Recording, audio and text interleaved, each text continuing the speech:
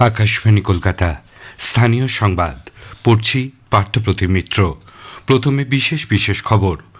Voter তালিকার বিশেষ নিবিড় সংশোধনী তদারকির জন্য আরও 4 জন বিশেষ রোল অবজারভার নিয়োগ করেছে নির্বাচন কমিশন। এসআইআর প্রক্রিয়া যুক্ত মাইক্রো অবজারভারদের একাংশের বিরুদ্ধে কাজে গাফিলতির অভিযোগ ওঠায় কমিশন ফের একবার কঠোর বার্তা দিয়েছে। কয়লা পাচার কাণ্ডের তদন্তে কলকাতায় তল্লাশির সময় কি ঘটেছিল তা বিস্তারিত জানিয়ে কলকাতার এনফোর্সমেন্ট ডিরেক্টরেট দিল্লিতে সংস্থার সদর দপ্তরে রিপোর্ট জমা দিয়েছে। একই সঙ্গে সুপ্রিম কোর্টে মামলা দায়ের করেছে তারা। তল্লাশি চলাকালীন কেন্দ্রীয় তদন্তকারী সংস্থার কাছ থেকে নথি ছিনিয়ে নেওয়ার মুখ্যমন্ত্রীর সমালোচনা করেছে বিজেপি। পশ্চিম মেদিনীপুরের চন্দ্রকোনা রোডে রাজ্যের বিরোধী দলনেতা শুভেন্দু অধিকারীর গাড়িতে হামলার অভিযোগ উঠেছে। তীব্র শীতের প্রকোপ উপেক্ষা করেই গঙ্গাসাগর মেলায় আজ ভোর থেকে শুরু হয়েছে নানা অনুষ্ঠান। মেয়েদের অনূর্ধ্ব 15 একদিনের ক্রিকেটে কোয়ার্টার ফাইনালে উঠেছে বাংলা। রাজ্যে শীতের প্রকোপ থাকলেও কলকাতায় আজ বেশ কয়েকদিন পর সর্বনিম্ন তাপমাত্রা স্বাভাবিকের উপরে। আসছি বিস্তারিত খবরে। পশ্চিমবঙ্গে ভোটার তালিকায় বিশেষ নিবিড় সংশোধনী তদারকির জন্য আরও 4 জন বিশেষ রোল অবজারভার নিয়োগ করল নির্বাচন কমিশন।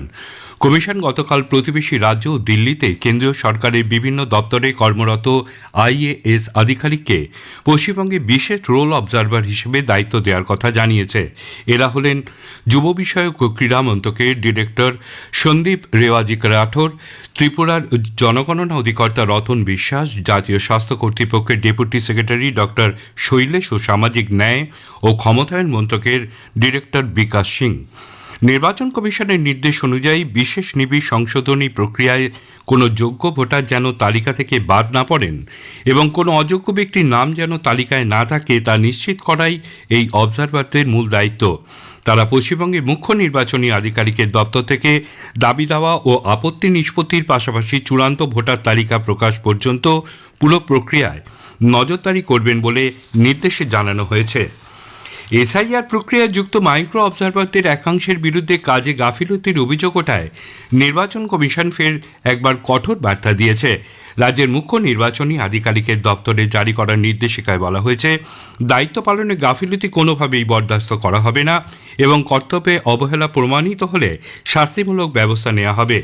নির্বাচন কমিশনের নির্দেশ অনুযায়ী মাইক্রো অবজারভারদের মূল দায়িত্ব হল এনুমারেশন ফর্মের ডিজিটালাইজড এন্ট্রি যাচাই, ভোটার তালিকার সঙ্গে জন্ম মৃত্যুর নথির তুলনা, যাদের নোটিশ পাঠানো হয়েছে তাদের জমা দেওয়া নথি পরীক্ষা, দাবি দেওয়া ও আপত্তির ক্ষেত্রে দাখিল হওয়া কাগজপত্র খতিয়ে দেখা এবং শুনানির সময় ইলেক্টরদের সঙ্গে ইআরও বা এইআরওতে যৌথ ছবি তুলে তার নির্দিষ্ট সময় আপলোড করা। পাশাপাশি তালিকা সংশোধনের সময় কোনো বিচ্যুতি বা অসঙ্গতি ধরা পড়লে তার রিপোর্ট করাও মাইক্রো অবজারভারদের দায়িত্ব বলে জানানো হয়েছে। কিন্তু নির্বাচন কমিশনের পক্ষ থেকে রাজ্যের বিভিন্ন শুনানি কেন্দ্রে পরিদর্শনে গিয়ে দেখা গেছে বহু জায়গায় মাইক্রো অবজারভাররা নির্ধারিত দায়িত্ব সঠিকভাবে পালন করছেন না। এমনকি শুনানিতে আসা ভোটারদের স্বাক্ষরও যথাযথভাবে যাচাই করা হচ্ছে না। এই প্রেক্ষিতেই সংশ্লিষ্ট নির্দেশিকা। রাজ্যে চলতি এসআইআর প্রক্রিয়া নিয়ে নির্বাচন কমিশনের বিরুদ্ধে অভিযোগ তুলে মুখ্যমন্ত্রী মমতা ব্যানার্জি গতকাল ফের মুখ্য নির্বাচন কমিশনার জ্ঞানেশ কুমারকে চিঠি লিখেছেন। ওই চিঠিতে এসআইআর প্রক্রিয়াকে গণতন্ত্র ও সংবিধানের মূল ভিত্তির ওপর আঘাত বলে তিনি অভিযোগ করেছেন। মুখ্যমন্ত্রীর দাবি, এসআইআর প্রক্রিয়া এখন আর গঠনমূলক বা সংশোধনমূলক নেই, বরং তা শুধু নাম বাদ দেওয়া ও ভোটার বঞ্চনার অস্ত্রে পরিণত হয়েছে। বিশিষ্ট ব্যক্তিদের পরিচয় প্রমাণের জন্য যেভাবে শুনানিতে হাজির হবার নোটিশ পাঠানো হচ্ছে, মুখ্যমন্ত্রী তারও নিন্দা করেছেন। বেআইনি কয়লা পাচার কাণ্ডের তদন্তে গত বৃহস্পতিবার কলকাতায় তল্লাশির সময় কি ঘটেছিল তা বিস্তারিত জানিয়ে কলকাতার এনফোর্সমেন্ট ডিরেক্টরেট দিল্লিতে সদর দপ্তরে রিপোর্ট জমা দিয়েছে। এই ঘটনায় প্রত্যক্ষদর্শী আধিকারিকদের বয়ান সহ কেন্দ্রীয় বাহিনী ও কলকাতা পুলিশের পাশাপাশি রাজ্য প্রশাসনের ভূমিকার কথা রিপোর্টে উল্লেখ করা হয়েছে বলে জানা গেছে।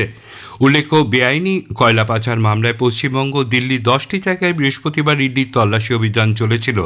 তার মধ্যে মুখ্যমন্ত্রীর বিরুদ্ধে সাংবিধানিক ক্ষমতার অপব্যবহার করে কলকাতার 2টি জায়গায় তদন্তে বাধা দেওয়ার অভিযোগ করেছে তারা।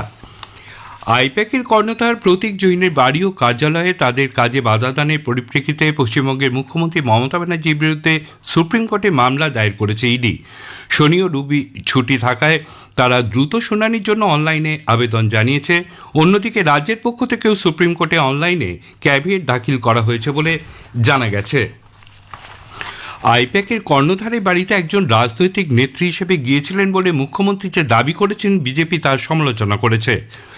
দলের প্রাক্তন রাজ্য সভাপতি কেন্দ্রীয় মন্ত্রী সুকান্ত মজুমদার গতকাল সন্ধ্যায় সাংবাদিকদের প্রশ্নের উত্তরে জানিয়েছেন, আইপ্যাকের কর্ণধার কোনো রাজনৈতিক দলের সদস্য নয়, তাই সেক্ষেত্রে মুখ্যমন্ত্রী রাজনৈতিক দলের নেত্রী হিসেবে কেন গিয়েছিলেন, শ্রী মজুমদার সে বিষয়ে প্রশ্ন তোলেন।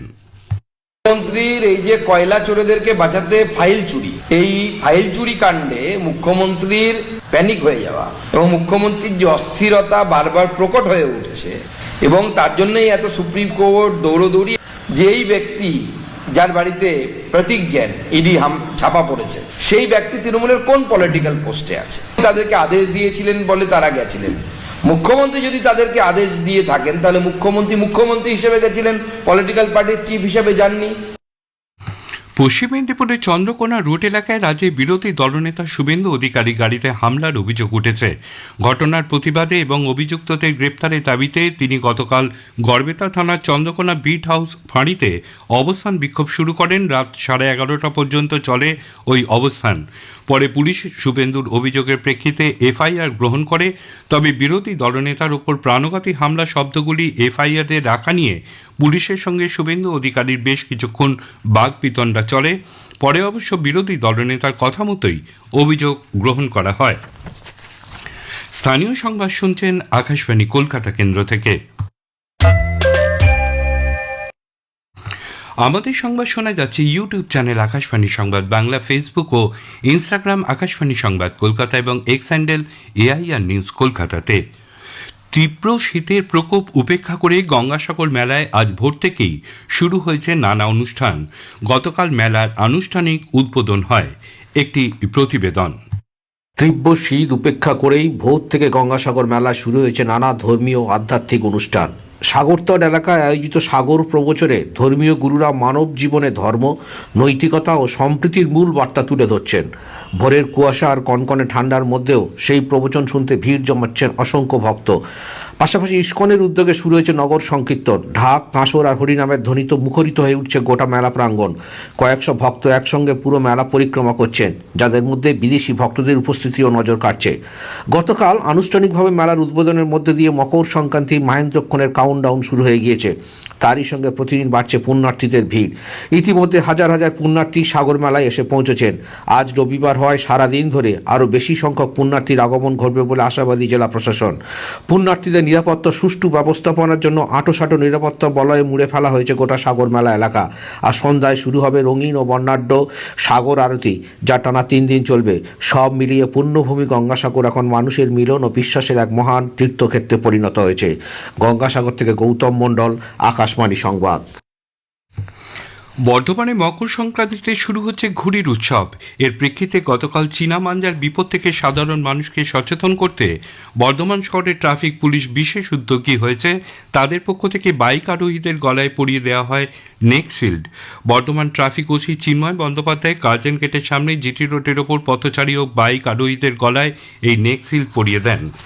পুলিশের কাজে বাধা দেওয়া, তাদের নির্দেশ না মানা সহ একাধিক অভিযোগে আদিবাসী কুর্মী সমাজের প্রায় 400 নেতাকর্মীর বিরুদ্ধে স্বতঃপ্রণোদিত মামলা দায়ের করেছে পুরুলিয়া জেলা পুলিশ। যদিও আদিবাসী কুর্মী সমাজের মূল মানতা অজিত প্রসাদ মাহাতো পুলিশের মামলার নিন্দা করে বলেন, তাদের সঙ্গে কোনো রকম খারাপ আচরণ করা হয়নি, তবু কেন এই ধরনের মামলা করা হলো তা বোঝা যাচ্ছে না। বাংলা মেয়েদের অনূর্ধ্ব 15 একদিনের ট্রফি ক্রিকেটের কোয়ার্টার ফাইনালে উঠেছে।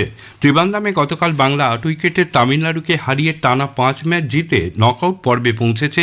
এলিট গ্রুপের শীর্ষে থেকে শেষ 8-এ উঠেছে বাংলা। রাজ্যে শীতের প্রকোপ থাকলেও আজ কলকাতায় বেশ কয়েকদিন পর সর্বনিম্ন তাপমাত্রা স্বাভাবিকের উপরে। আলিপুরে আজ সকালে সর্বনিম্ন তাপমাত্রা রেকর্ড করা হয় 15 ডিগ্রি সেলসিয়াস স্বাভাবিকের থেকে, যা 1.2 ডিগ্রি বেশি। গতকাল সর্বোচ্চ তাপমাত্রা রেকর্ড করা হয়েছিল 22 ডিগ্রি সেলসিয়াস স্বাভাবিকের থেকে 2.7 ডিগ্রি কম। উত্তরবঙ্গের প্রায় প্রতিটি জেলাতেই ঘন কুয়াশা এবং দক্ষিণবঙ্গে বিক্ষিপ্তভাবে আজ সকালের দিকে কুয়াশা থাকার সম্ভাবনা রয়েছে। শেষ করার আগে সংবাদের বিশেষ অংশ আরেকবার। ভোটার তালিকায় বিশেষ নিবিড় সংশোধনী তদারকির জন্য আরও 4 জন বিশেষ রোল অবজারভার নিয়োগ করেছে নির্বাচন কমিশন। এসআইআর প্রক্রিয়াযুক্ত মাইক্রো অবজারভারদের একাংশের বিরুদ্ধে কাজে গাফিলতির অভিযোগ ওঠায় কমিশন ফের একবার কঠোর বার্তা দিয়েছে।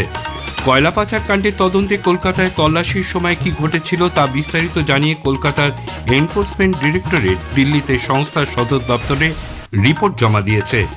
স্থানীয় সংবাদ শেষ হলো, এর পরের খবর 9:15 মিনিটে।